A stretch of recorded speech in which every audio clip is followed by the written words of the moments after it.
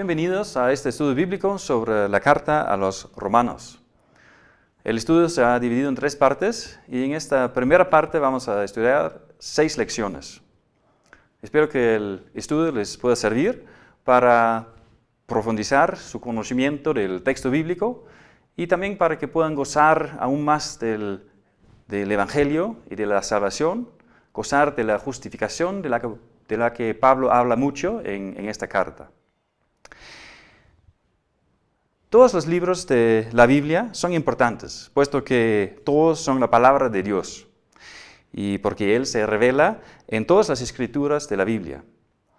Aún así, la carta de Pablo a los cristianos en Roma es algo especial por su clara y sistemática forma de presentar el Evangelio, de manera que se nos transmita una profunda consternación por el pecado y un deleite aún más profundo por la salvación en Cristo. Un comentarista la ha llamado la luz que enciende todas las demás luces de la Biblia.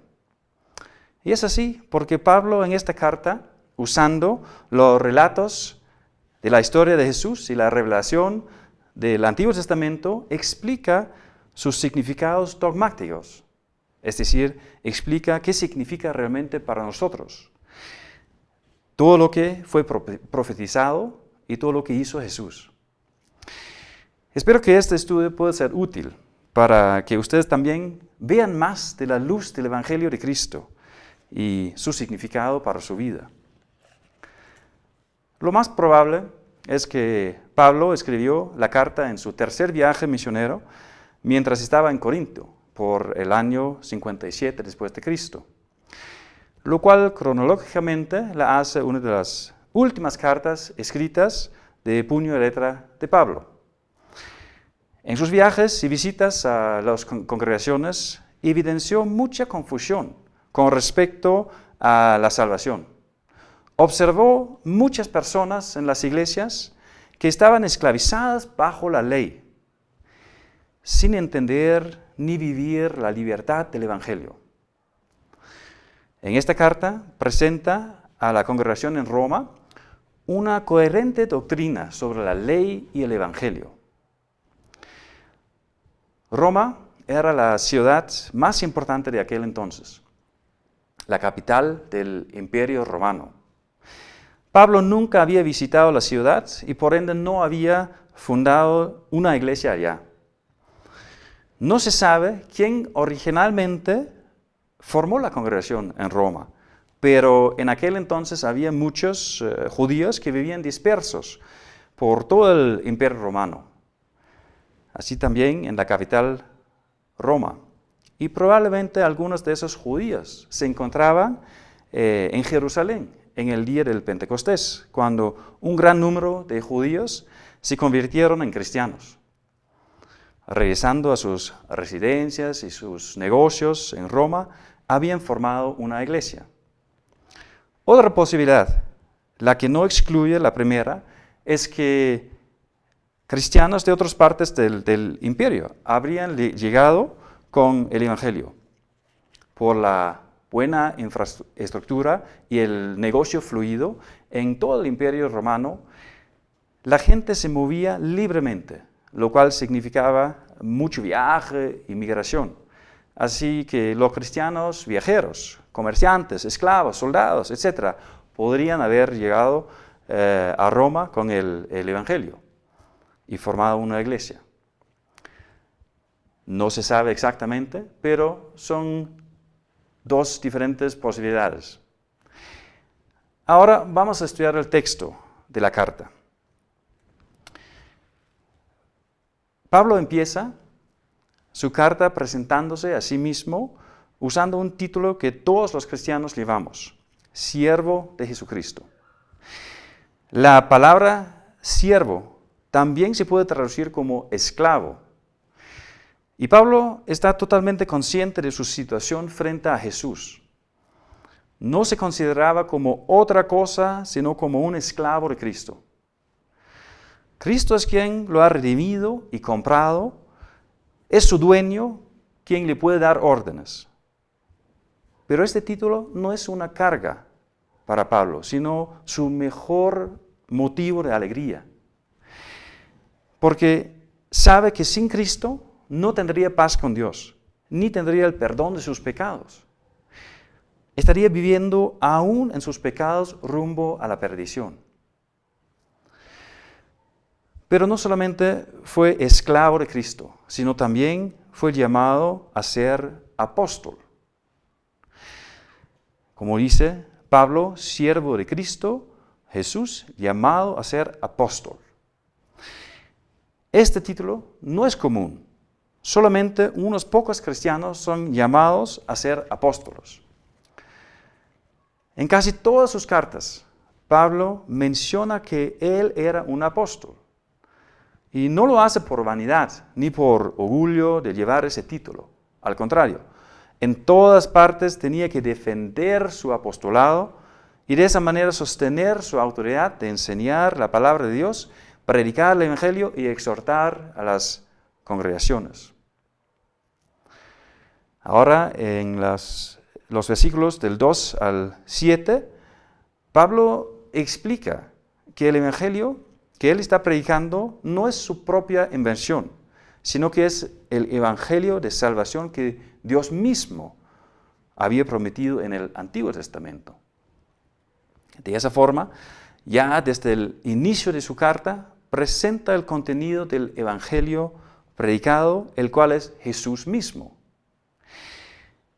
Linaje de David, según los profetas del Antiguo Testamento, y el Hijo de Dios manifestado por su resurrección de entre los muertos. Aquí Pablo recalca las dos naturalezas de Jesús. Una doctrina que es imprescindible a pesar de ser paradójica y difícil de entender para el razonamiento humano. Y esto también tiene que ver con la expresión obedecer a la fe en el versículo 5. Esto no significa que la fe sea un acto de obediencia como requisito de la ley que exige la fe, sino más bien la expresión se refiere a lo que pasa en la conversión de una persona. En la conversión de una persona, la persona acepta la palabra de Dios y obedece la doctrina de los apóstoles. También la verdad sobrenatural, como en el caso de la doctrina de la doble naturaleza de Cristo. Y el llamado de Pablo fue llevar el Evangelio y la doctrina de Cristo a todas las naciones y ser un instrumento en las manos de Dios para que más gente se convierta aceptando la gracia de Dios y a Cristo como su Salvador, aceptando la sana doctrina. En el pasaje del 8 al 15, Pablo expresa su gran deseo de llegar a Roma y conocer a los hermanos en la fe, compartir el Evangelio y disfrutar de la comunión con ellos. También el gran apóstol manifiesta aquí que necesita de la comunión con los hermanos en Cristo, para ser fortalecido en su propia fe. Si Pablo lo necesita, cuanto más nosotros. Ningún cristiano es una isla y nadie puede vivir solo con su fe en Jesús. La fe es como una brasa que se separa del fuego. Si se separa del fuego, pronto va a perder su calor y su resplandor. Entonces morirá. Pero si se queda en el fuego con los demás brasas, se mantendrá viva, brillando y ardiendo. Nosotros necesitamos del cuidado y la comunión con otros creyentes. Nuestra fe necesita ser fortalecida por medio de la predicación de la palabra de Dios, por medio de la Santa Cena, por medio de los testimonios de otros. A su vez, de lo que Pablo en el versículo 12 llama un don espiritual. Esto no se refiere a los dones para servir, sino a la bendición espiritual de Dios. Es decir, todo lo que fomenta y fortalece la fe todo lo que encontramos en la comunión de los creyentes. Y esto es lo que Pablo quiere experimentar juntamente con los romanos también. En el versículo 16, los versículos 16 y 17, Pablo dice, a la verdad, no me avergüenzo del Evangelio, que es poder de Dios para la salvación de todos los que creen. ¿Conoces la vergüenza del Evangelio?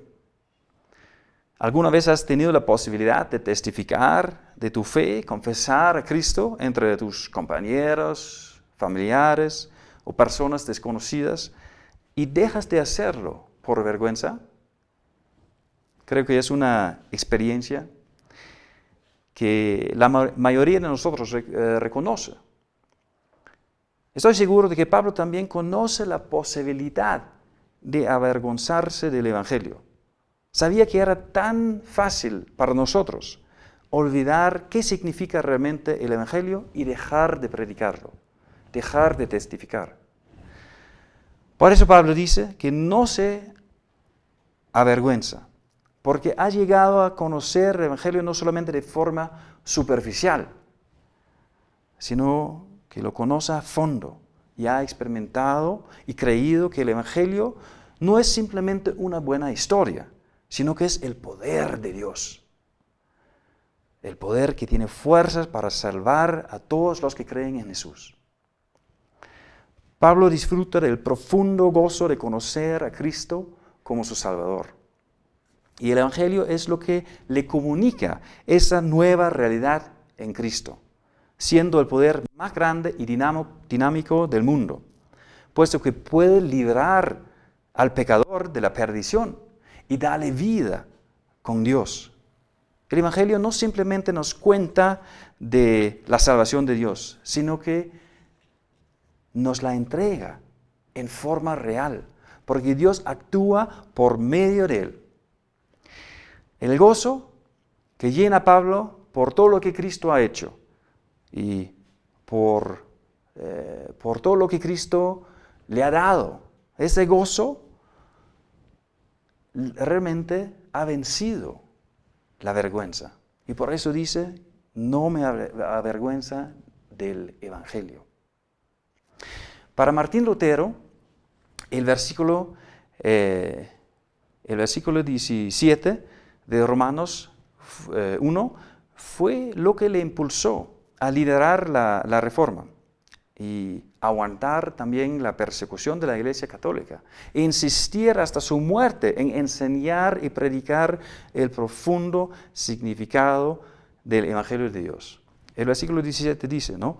De hecho, en el Evangelio se revela la justicia que proviene de Dios, la cual es por fe, de principio a fin. Tal como está escrito, el justo vivirá por la fe. Al comienzo, Lutero no entendió este versículo. Pensó que la justicia de Dios se refiere a una cualidad de Dios.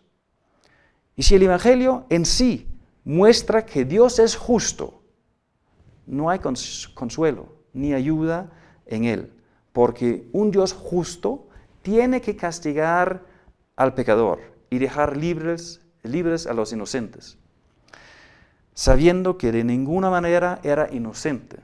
Lutero estaba frustrado e inquieto, no podía encontrar la paz con Dios en ningún lugar, y ni siquiera en el Evangelio. Es importante entender que en la Biblia la justicia se refiere al perfecto cumplimiento de que cada persona tiene que demostrar con respecto a la ley de Dios y todos sus mandamientos y requisitos.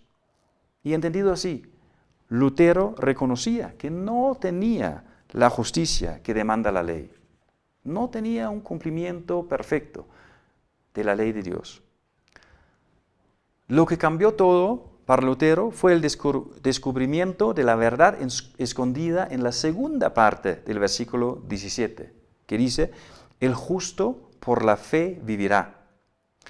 El justo, en este caso, no es Dios, sino el hombre que cree en Jesús. Así que la justicia de Dios mencionada en este versículo no se refiere a la cualidad que tiene Dios de siempre ser justo y recto en todo, ni tampoco a la justicia que Dios demanda de parte de nosotros, sino que se refiere a la justicia que Dios le regala al creyente. El Evangelio es que la justicia que ningún hombre tiene en sí mismo, Dios se la da gratuitamente a aquel que cree en Jesús. Lo que Pablo nos enseña aquí es que el Evangelio nos revela que Dios concede la total perfección a todo aquel que cree. Y no es una perfección adquirida por una habilidad o un poder que Dios nos otorga para que seamos más y más justos con el correr del tiempo. Al contrario, es la justicia regalada por la gracia de Dios. Es la justicia total y perfecta de Cristo, que Dios nos atribuye de manera que ahora, en el momento de creer, tenemos toda la justicia y la perfección delante de Dios que Cristo mismo tiene. Y esto significa que el pecador que cree sigue viéndose como el pecador que es. Porque el pecado sigue siendo parte de su vida, pero puede también verse justo delante de Dios por causa de Cristo. Y en verdad lo es.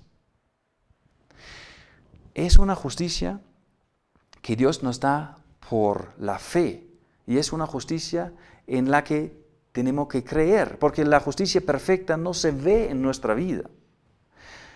Por eso dice que de principio a fin es por medio de la fe. Muchas veces se piensa que la fe en la justicia gratuita de Dios es solamente lo que nos hace entrar a la vida cristiana, como si después de entrar tuviéramos que preservar la justicia de Dios con nuestros méritos y nuestras obras. Pero no es así. De principio a fin es por medio de la fe. Durante toda nuestra vida tenemos que recibir la justicia y la gracia inmerecidas de Dios por la fe, y no por lo que vemos, ni por lo que podemos lograr nosotros mismos, ni por lo que podemos hacer.